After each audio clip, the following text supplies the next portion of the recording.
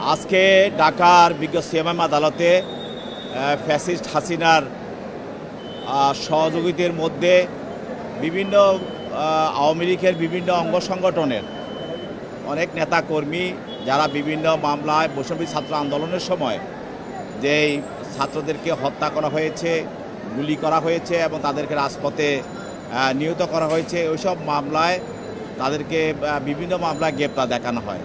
তার মধ্যে একজন ছিলেন সাবেক সংরক্ষিত আসনের এমপি সাবিনা আক্তার তুহিন। তাকে শেরবাংলা নগর একটি থানা মামলায় তাকে বিজ্ঞ আদালতে গ্রেপ্তার দেখানোর জন্য প্রার্থনা করা হয় এবং গ্রেপ্তার দেখানো হয় এবং তার বিরুদ্ধে রিমান্ড প্রার্থনা করা হয়। আপনারা জানেন যে শেরবাংলা নগর এলাকায় গত 4/4/25 তারিখে যে সরকারের বিরুদ্ধে তারা সরকার বিরোধী স্লোগান দেয় এবং নাশকতামূলক কর্মকাণ্ড করার চেষ্টা করে এবং সরকারকে উৎখাত করার জন্য বিভিন্ন ধরনের স্লোগান দিয়ে রাজপথে তারা মিছিল করে এবং এই ঘটনার পূর্বে পরিকল্পনায় এবং বিভিন্ন কীভাবে এগুলি করা হবে সে বিষয়ে এই সাবিনা আক্তার তুহিন জড়িত ছিল। তদন্তে তার নামটা বেরিয়ে আসে, তার জন্য তাকে এই মামলা গ্রেপ্তার দেখানো হয় এবং তার বিরুদ্ধে আরও জিজ্ঞাসাবাদ করার জন্য পুলিশ 7 দিনের রিমান্ড চায়। তার বিরুদ্ধে 48 ঘন্টা বাট 2 দিন রিমান্ড মঞ্জুর করা হয়।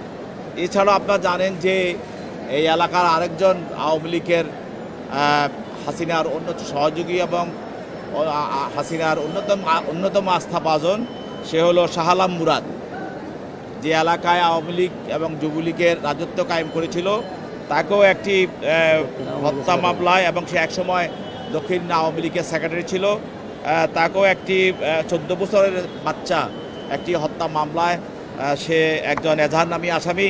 তার বিরুদ্ধে 5 দিন রিমান্ড প্রার্থনা করা হয়। বিজ্ঞ আদালত 24 ঘন্টা মানে 1 দিন রিমান্ড মঞ্জুর করেন।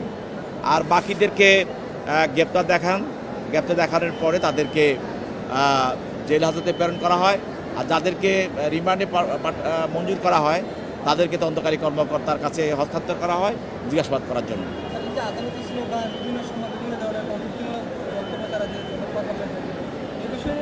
আমি আদালতে বলেছি যে এই যে সাবরিনা তুহিন এবং শাহ আলম মুরাদ তারা যখন কোর্টে আসে তখন তারা সাধারণত কোর্টে স্লোগান দেয়, দলীয় স্লোগান দেয় এবং তাদের লোকজন নিয়ে আসে, তারাও স্লোগান দেয়।